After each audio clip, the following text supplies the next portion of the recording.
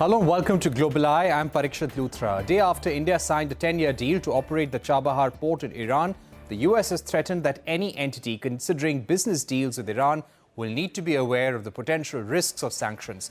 Reacting to this statement, Foreign Minister S. Jaishankar said that this deal will benefit the entire region and people should not take a narrow view of the initiative. So why is this port so important for India and what impact will it have on its trade ties with Iran? Now, let us pull up the map on the screens telling you the significance of the Chabahar port. So if that is Gujarat, this is Iran, and this becomes the closest Iranian port to India. And what else does this do? This actually helps India to avoid Pakistan altogether. This is the Gwadar port in Pakistan. It allows India to avoid Pakistan route completely, take a route through Chabahar in Iran, and this gives us a route to Afghanistan as well. Since COVID-19, we have been utilizing this route for transporting medicines, fertilizers, food grains as well. So it is extremely crucial for India to renew this 10-year agreement with Iran on the Chabahar port. They've also set up an arbitrational tribunal in Muscat. Any kind of issues arising in terms of arbitration will go there. India has also announced a line of credit of $250 million to develop this port further. There will be an Indian company which will work on upgrading this port and operating it as well. So extremely crucial development there, but it's also attracting scrutiny from the United States. Let's discuss this and much more with our guests in the evening. We've got Ambassador KC Singh, former Indian ambassador to Iran, and also former Indian ambassador to the WTO, Jayant Dasgupta. Ambassador KC Singh, let me begin by asking you the significance of signing this agreement right now. We were in the middle of the elections. We still sent a union minister for shipping and waterways all the way to Iran to sign this agreement. Do you think the timing is significant? No, I don't know. I think timing depends not just on India, it depends on Iran. So it has to be mutual convenience. But any agreement with Iran is not always a simple and straightforward proposal, because the Iranians always have multiple games that they play, which involves their proximity to China and Russia, their problems with US, the Gaza war, where they're seen as confronting Israel. So when you get into a deal with Israel, getting drawn into a geopolitical game in which you are sucked in. Then the other thing is, what is the port going to be used for? So we've been discussing it. This is nothing new. We've been discussing it since the time I was ambassador there, 2003 to 2005. The National Security Advisor came to India.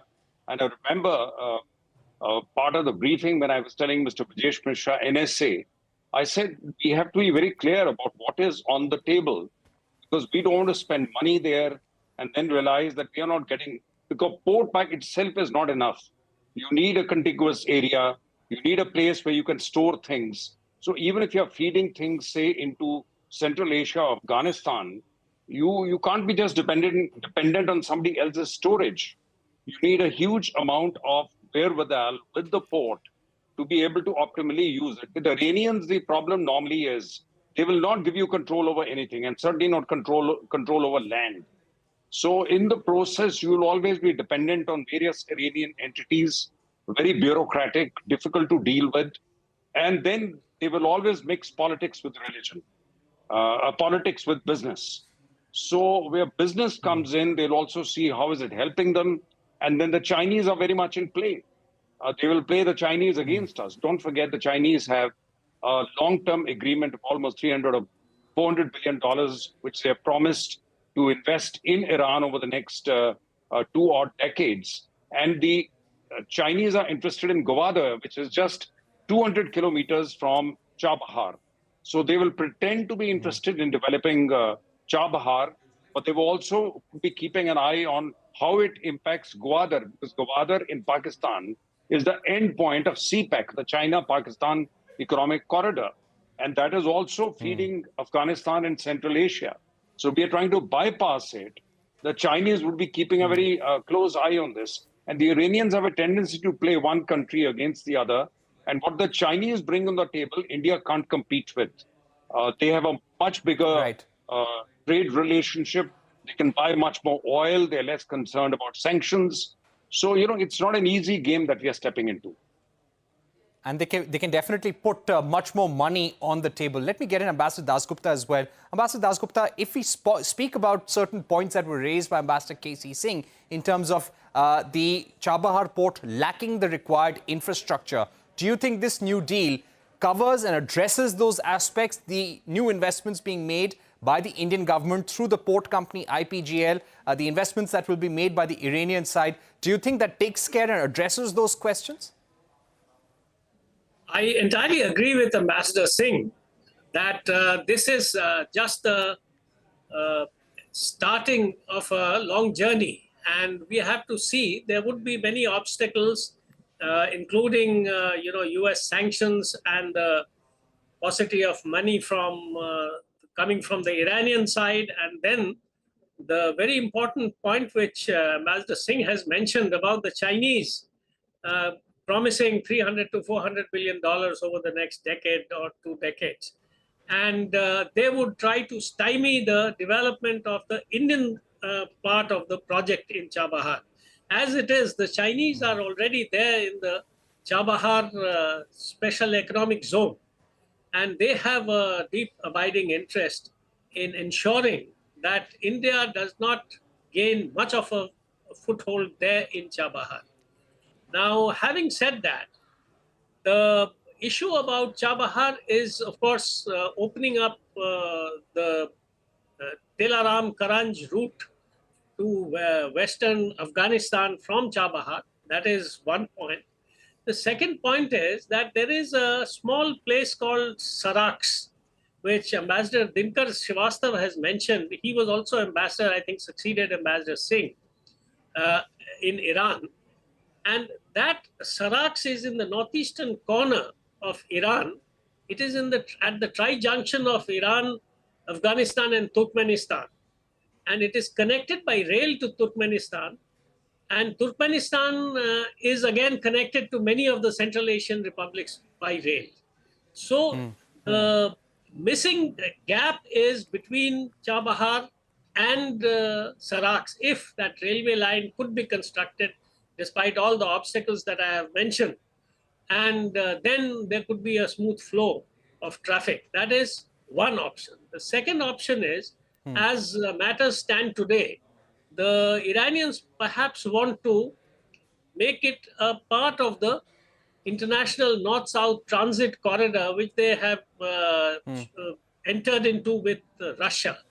So that involves transporting the goods to Bandar Abbas, and from there to Bandar-e-Azali on the Caspian Sea. And then it crosses the Caspian Sea into Astrakhan, which is on the southern border of Russia. And from there is a rail link going all the way to St. Petersburg. Okay, so Ambassador KC Singh, how do you think we can make sure that we utilize this route more effectively and diplomatically make sure there are no hurdles between India and Iran in terms of utilization of this port? You've yourself said that Iran would like to play China against India. How do we avoid such a situation?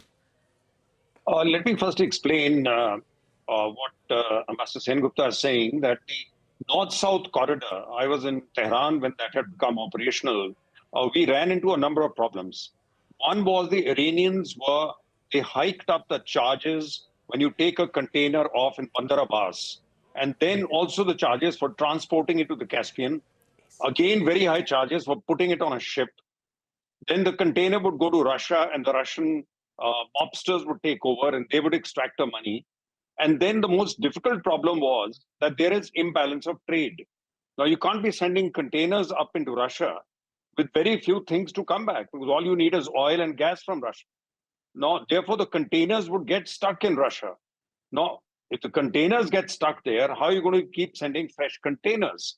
Now, till you address this basic problem of imbalance of trade, and that has got worse after the Ukraine war, because now even there will be hurdles between Russia and Europe as far as moving products is concerned, particularly once the Americans see that the Russians are going to benefit from this, they would put all kinds of hurdles in combination with the EU. on those products moving on into the European sector. Therefore, it's not that simple, the Russians. And the other one they're trying is, no, we will go through Azerbaijan, Georgia, and all overland. The minute you have multiple countries, the geopolitics comes in. There's instability in one part. They may not even be the same width of the railway line. You would require some transshipment. So these are all good in theory. But till they are fully tested, I think Chinese have tried a railway line all the way to Europe, which is the east-west line. And apparently the justification for us going ahead with the Iranians and what we tell the Americans, would tell the Americans is, we are countering the Belt and Road Initiative of the Chinese. Now, to what extent that works, we don't know, because the Chinese are going on a different route, which is more east and west. Right. So now, although one thing is they have an Americans say, you see, last time we got an exemption from the Americans for Chabahar, because we argued we are only sending humanitarian assistance to Afghanistan. Then, of course, subsequently, Afghanistan moved under the control of Taliban thanks to the Americans walking out. Now the Americans don't have the same interest in Afghanistan that they had earlier. So we don't know what their game is. So we will know what the game is, but probably the one saving feature might be that we have a standalone company. So if they want to sanction a company, let them sanction the company which is there. It may not impinge the rest of India's shipping links with the world. Right. Very important points there, Ambassador KC Singh. And I just want to press on the US point a little more. The US ambassador in an interview recently said there might be a clarification of the United States as far as the status of Chabahar goes. But the State Department was very clear that there is no exemption for Iran, no exemption for Chabahar at this juncture. So do you feel that if India invests in the Chabahar port, extends any kind of money or operates this port in any way, there would be sanctions, Ambassador Dasgupta, or do you think the US would wait and watch? Well, in 2017, Ambassador Singh is absolutely right. In 2017, President Trump was there, and we got a special exemption for Chabahar to be used as a gateway to supply through Western Afghanistan, because favorable government was in power in Afghanistan in those days. Things have changed, but there is growing influence of China in Afghanistan, and India, being a strategic partner of the US, has to explain that India's presence in Central Asia as well as in Afghanistan is going to be ultimately strengthening this strategic partnership. So the State Department has issued the same kind of hard message when President Ibrahim Raisi visited Pakistan, of Iran visited Pakistan last month. And they have just repeated the same thing. But we have to talk to the Americans and explain that this has got nothing to do with Iran's stance on Hamas, on the Houthis, on the other Hezbollah militias, and its continuing animosity, the fight with Israel. This has got to do with trade, and it is not really confined to Iran. It is looking beyond Iran towards Afghanistan and the other Central Asian republics. And it is going to countervail in a small way, perhaps at the moment, because we are not going to invest as much as the Chinese have promised.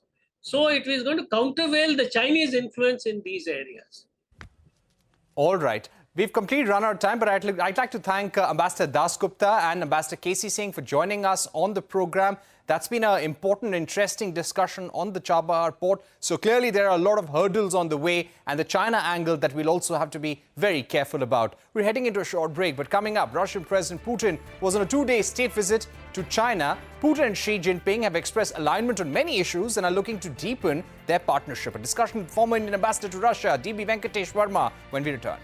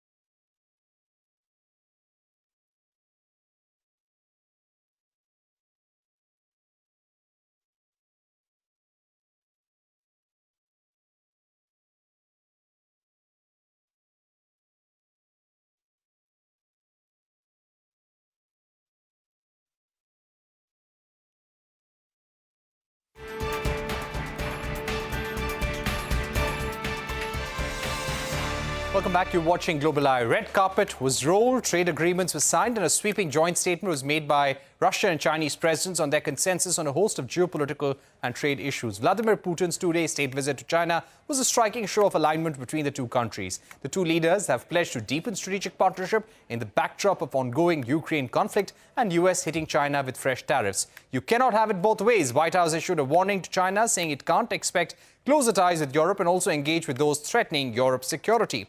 Putin and Jinping exchanged handshakes and a rare hug in the capital, Beijing. The video of the two leaders hugging each other is also widely being shared on social media. Let's decode the optics of this visit with Ambassador DB Venkatesh Varma, former Indian ambassador to Russia. Ambassador Varma, thank you very much for joining us on the program. How do you read the body language this time around? Before the war began, both leaders had said that this partnership knows no limits. But do you think there are constraints and certain cracks in the relationship now? Well, President Putin's visit to China soon after his inauguration, I think is symbolically important. Of course, the proximate reason was the 75th anniversary celebrations of establishment of diplomatic relations. But President Putin is also returning a favor of President Xi when President Xi visited Russia soon after assuming the office for the third time. So there is a personal chemistry there, and it's quite extraordinary for President Xi to initiate a hug. He's never done that with other leaders before. Going beyond the optics, I think Russia and China have been moving closer together. The political alignment is very close. They are not allies. But definitely the economic relationship has reached a plateau. There have been no major announcements on the economic side, especially in the energy sector.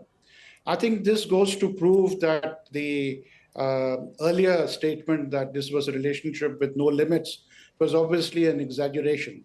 The real world is very different, both for Russia and China.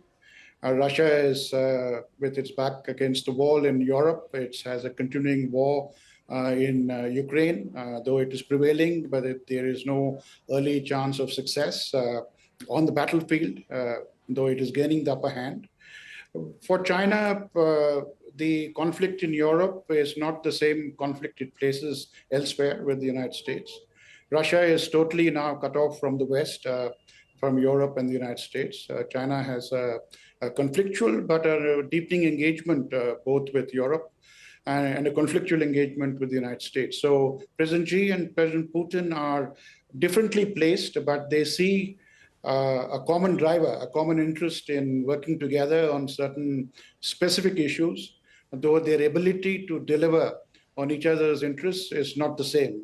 It is, right. But it is quite an extraordinary visit and a very important global development.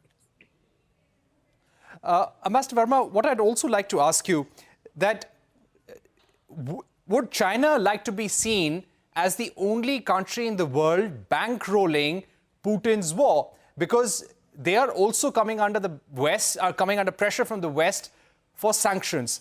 Is that a worry in China that they will face sanctions if they keep supporting Russia? See, geopolitically, China has had a good 2 years in the last 2 years since the commencement of the Russia-Ukraine war. Russia, as I said, is on the back foot in Europe, fighting the Ukraine war. The United States is an overextended global power. So China can pick and choose how it plays Russia on one hand and how it plays Europe and the United States on the other hand. You would recall President Xi was in Europe on a European tour. The United States has initiated a number of tariffs, which almost amount to sanctions on certain sectors of the Chinese economy. But the Chinese ability to negotiate with the West is far stronger than the Russian ability to influence Western decision-making, unless, of course, it prevails decisively on the battlefield in Ukraine. And that has not yet happened, though it is, as I said, gaining the upper hand. So to say that Russia and China have similar interests, I think is misplaced. China has placed it very carefully. It has benefited from discounted oil and energy commodity exports from Russia. It has benefited from the supply of dual-use items, but it has been careful in its banking relations with Russia. It has also been very careful in supplying lethal arms to Russia, because it definitely needs to maintain a balance between its relations with Russia and with the West. Whatever it is, China has all the cards in its favor rather than with Russia or with the United States. So that is something that we need to note for our own calculations going forward. Right. Ambassador Varma, there was a 7,000-word joint statement by the two leaders.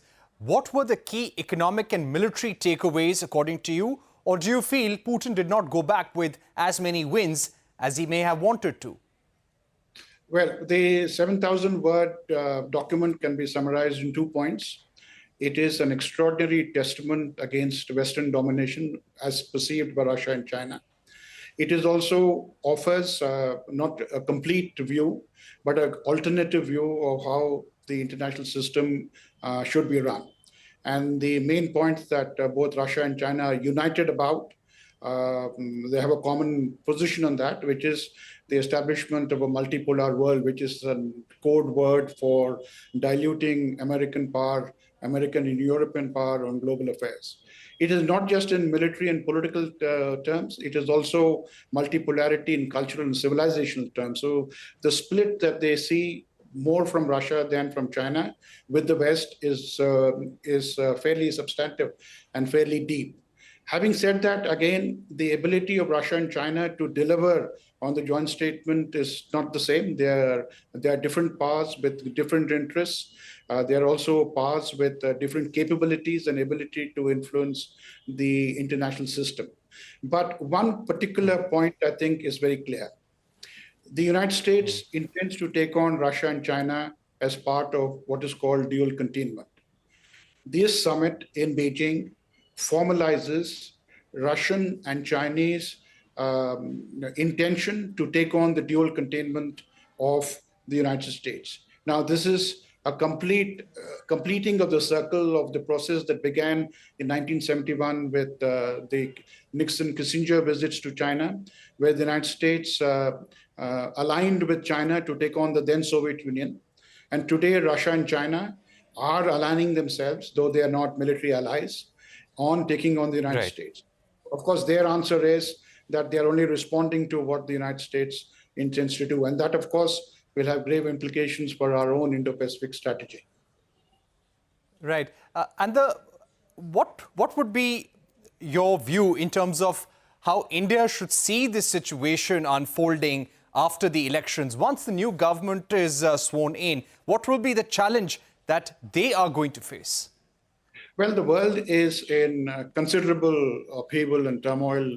The old formulae and old frameworks are breaking apart. So there's a lot of flux.